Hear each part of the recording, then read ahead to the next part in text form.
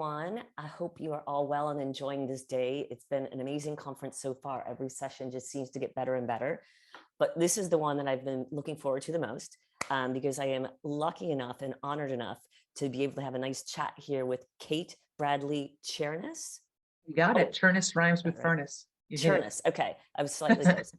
She's the co-founder and CEO of Lately. She is an entrepreneur.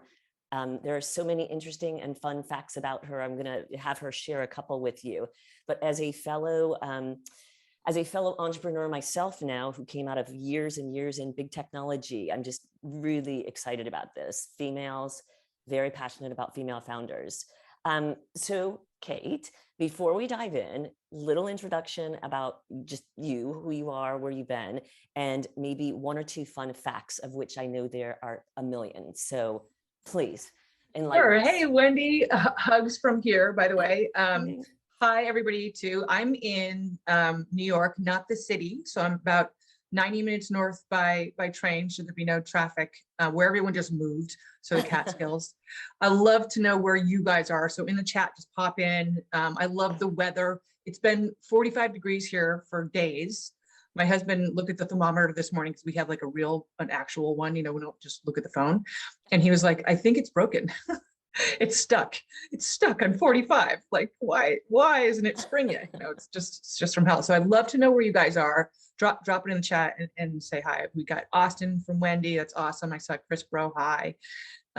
So me, let's see. All the things you've heard, good and bad, are true. I used to be a rock and roll DJ. Wendy, my last gig was broadcasting to 20 million listeners a day for XM satellite radio. Love it. And my husband always says to me, like, why don't I get the nice voice? Which is, you know, my radio voice is a little bit warmer, right? I love it. And I also used to own a marketing agency, and my first client was Walmart, and I got them 130% ROI year over year for 3 years. Just that. Just only that. No marketing guru-ness there at all, right? Yeah. Well, you know, I'm not, I don't know what the word is. Nothing's accidental, you know, like for sure. But I find, especially as a young woman, I don't even realize the power of what I'm doing either until much later or until somebody else tells me, right?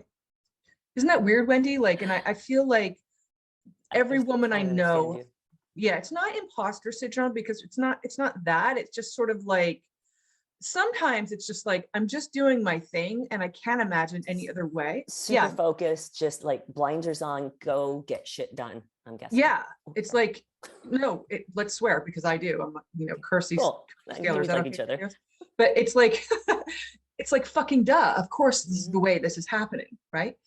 But then other times, it's really like, I find that there's been so many catalysts in my life who've come in at the right time and said, by the way, do you see this way, what we're seeing here? And then I'm like, oh my God. Light goes on. And yes. Yeah. And then I take it and run. And that's the part that you own, right? That's the skill that people invest in. That's the skill that I'm proud of, obviously, you know, to have the wisdom and wherewithal to walk through the door.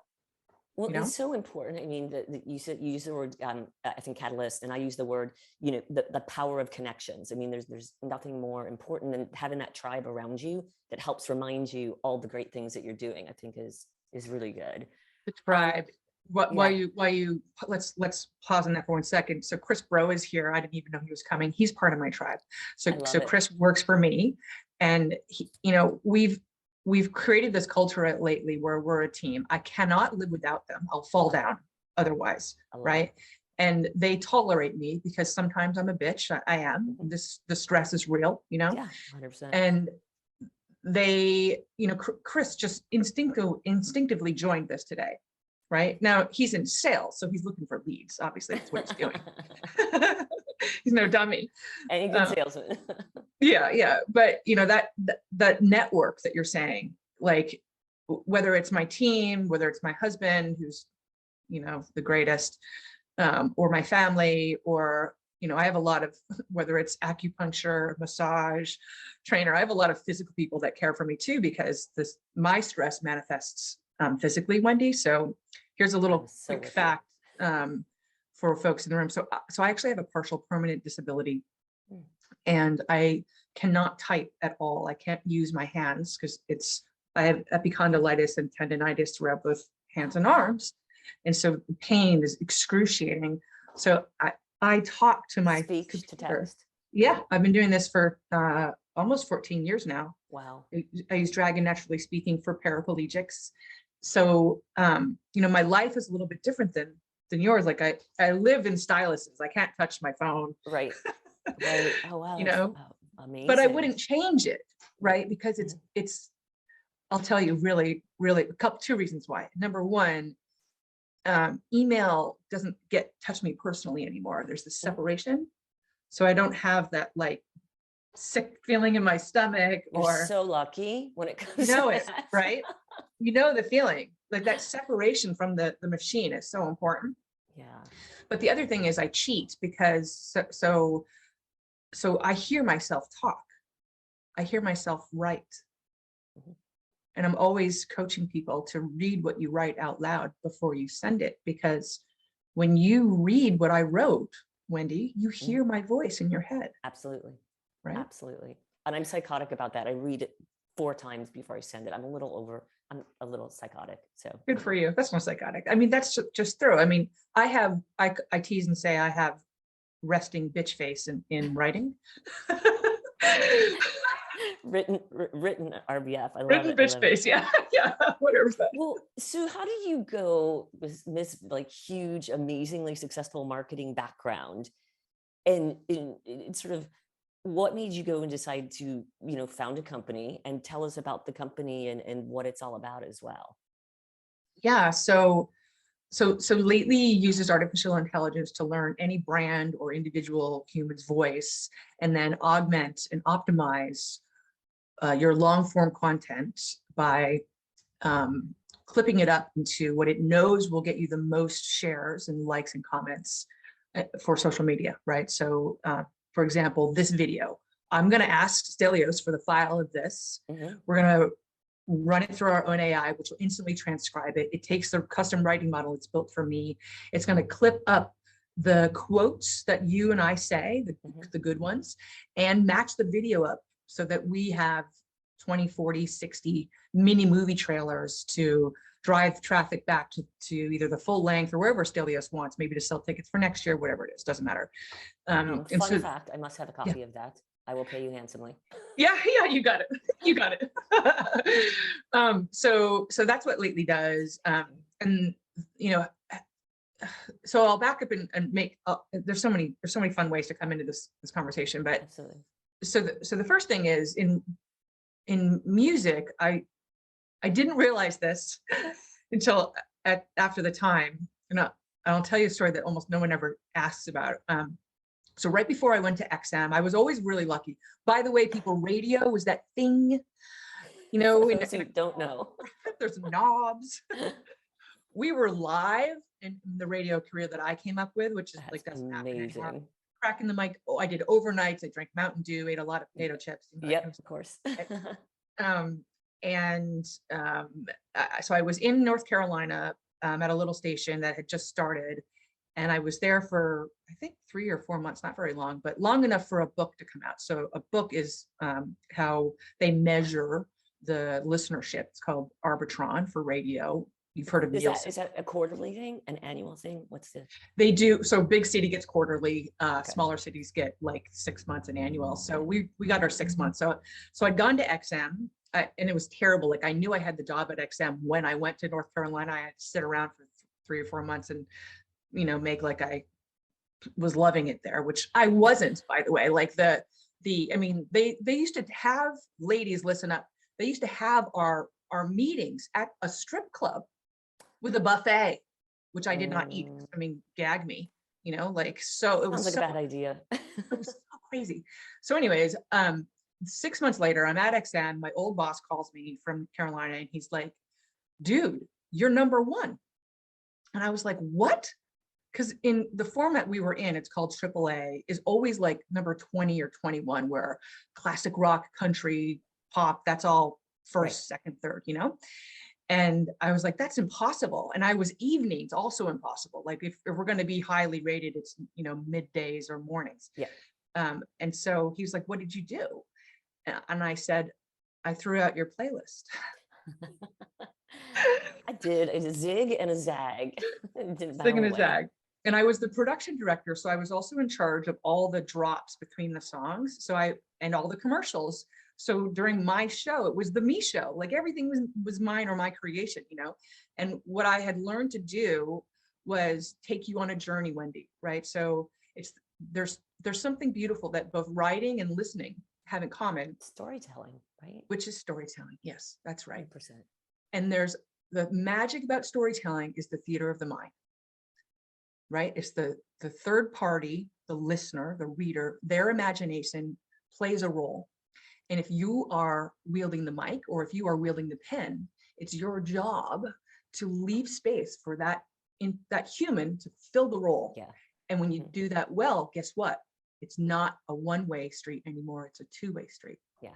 Yeah. You're involved as the listener or the reader. You're involved. So this is what fuels our AI. So, and you asked how it started. So I'm sorry to nerd out, but I mean, I think it's interesting. So here's how it works at a high level. When you listen to a new song, Wendy, your brain instantly accesses every other song you've ever heard in that moment. And what it's doing is it's looking for the familiar touch points so it knows where to index the new song in the library of the memory of your brain, right? Neuroscience. Yes. And so in that moment, it's fascinating. And it's so interesting to me. Like, so in that moment, of course, by default, nostalgia, memory, emotion, all these things are like happening in your mind as it's running through the history of everything you've ever heard. Those three characteristics, by the way, all have to be in place for trust to happen. And trust is why we buy. So now on the writing side, we were just talking about hearing the voice.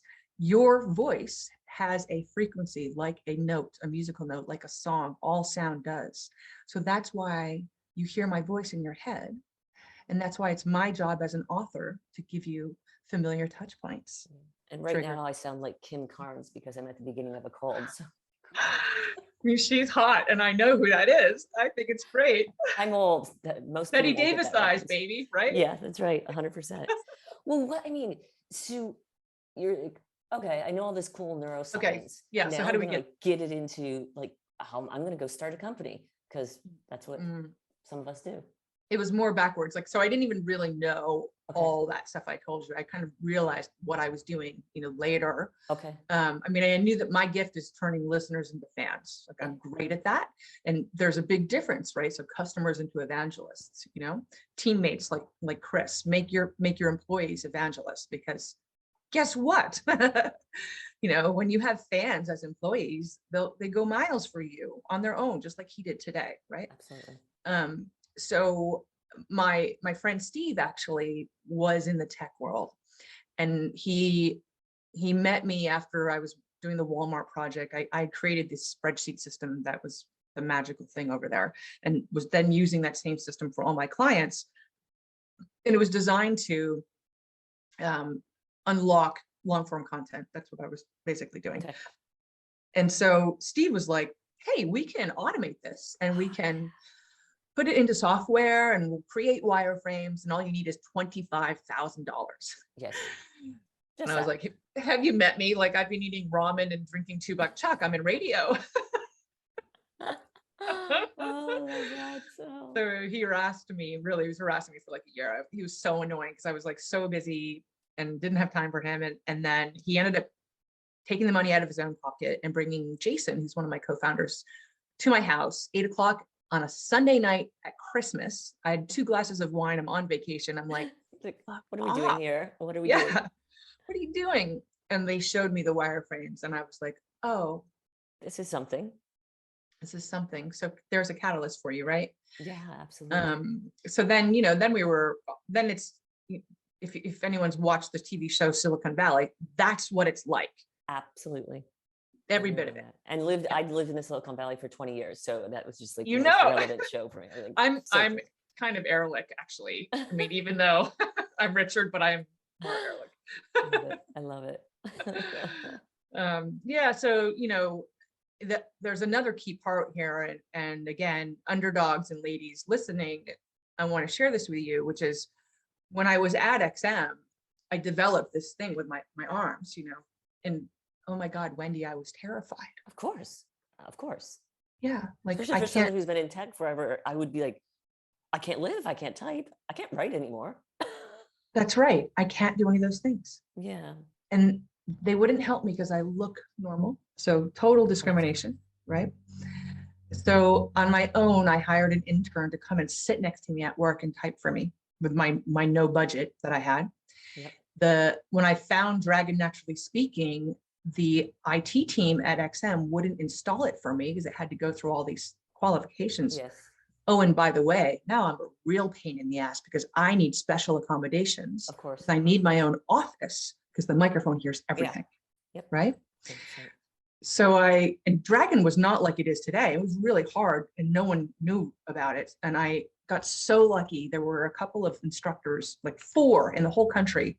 One of them lived in DC. She happened to be a fan of my station. And so I paid her in a couple hundred CDs to teach me how to use this software. And I bought a laptop. Randomly, interestingly, I knew Dragon over 20 years ago. My brother had MS. And so he was one of the very first users of it. So that's why when you said that, I was like, I wonder if it's still Dragon, if that's still the oh my God. Choice. Yeah. That's amazing. Game changer. Well, side note, I mean, I know all the guys who worked there for so long, who've gone off to other companies now. So I have an army of people, like another network that I call when shit's hitting the fan with Dragons. That kills my life, right? Right. So if there's anything I can ever do or help your brother with, you awesome. Call me. You have a specialist. You have them on the bat phones. Yeah, I do. What do you think, as far as especially being a woman in tech, what would you say were maybe like 1 or 2 of the biggest challenges? I was not a founder before I founded this company, so I totally get it. And there's fundraising, there's trying to build a team, and there's doing what were some of the hardest things for you from being a female perspective? I think the biggest thing is something I did then and I still do now. So at that time when I ended up leaving XM, going to another music related company, and was another boys club. I mean, of course, oh, by the way, I was sexually harassed every day because I don't have a face for radio and there aren't any women, Yeah, of course. And I was crying. I was miserable. Like I couldn't figure this life out. And my dad had it.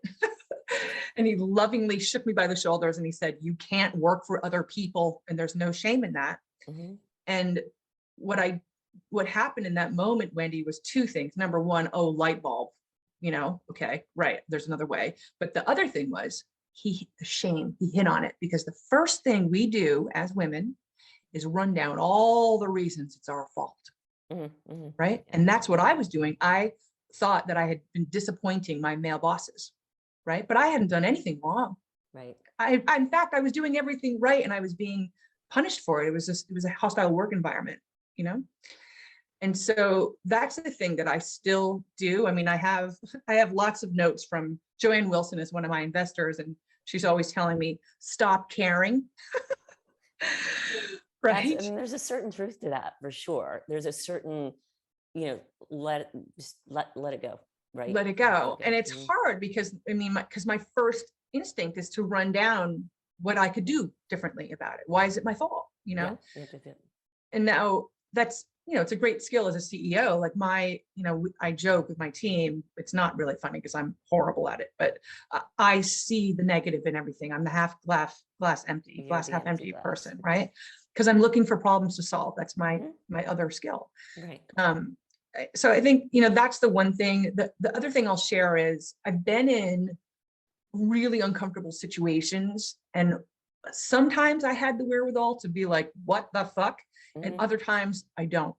And then when you don't, there's this feeling, like I said, that you feel like you caused it or something like that, just because you didn't actually react in the moment. And I remember something specific happened it's too long of a story to squeeze into this. Yeah. So next time, but I remember sharing it with my team and saying to the women on my team specifically, I want you to know that even if you don't have the wherewithal in the moment to deal with the situation, the fact that you recognize it afterwards, that's the value. Yeah, and that's absolutely. And what do share you it, take right? from it? What do you take from it? Yeah, and tell other women so they can know Mhm. to look out.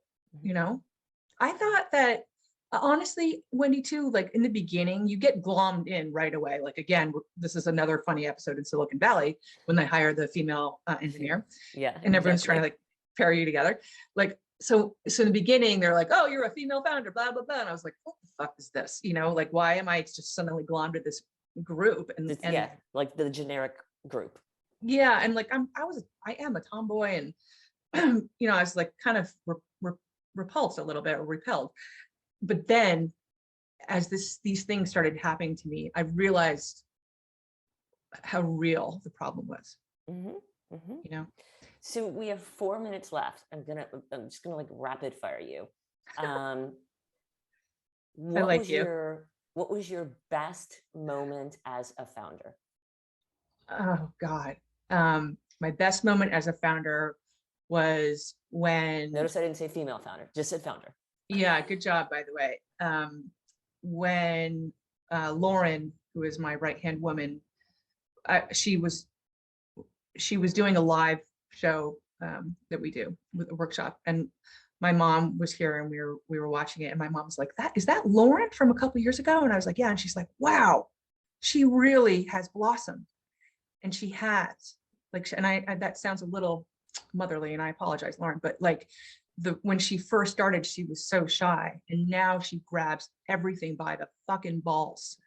Okay. And Love that. I don't know if I had anything to do with it, but I would like to take. You did. And I have a Lauren in my new organization, and her name is Brooke. And, I hired her into a startup, and my husband said, don't do that. She's a friend. I've worked with her nonprofit before and helped her fundraise and things like that. Yeah. And, we talked about it. And now she's my chief of staff, and she's just killing it. So love that. Good job, Brooke. What's the lowest moment? And then we're going to go back to something positive, because we're not going to end on a low. Like, what was the hardest? Like, yeah, it's all hard. I get it. We thought we hit 1 million in annual recurring revenue, when we fucking didn't, because there was colossal errors that I uncovered that were obscuring the real number. Oh, wow. Okay. So that was not an easy time, I'm certain. Yeah. And what about, what? Amazingly, I didn't say all the times none of this has been paid, by the way, which is pretty bad, but that's not the worst, What is sort of the best thing that you see for the world coming out of what you're doing at your current company? What is what you hope it to accomplish for someone, anyone, your user, your customers? I want to say it's the product, and I probably could come up with a way to say that, but I have this feeling that just by being a female founder who's close to 1 million ARR, by the way, only 2% of us ever hit that mark, just so you guys all know how hard this fucking is, I went to Skidmore. I didn't go to Harvard or Wharton or somewhere wonderful like that. And I don't have a suit in my closet. The one in my photo is my husband's, like, it's fake.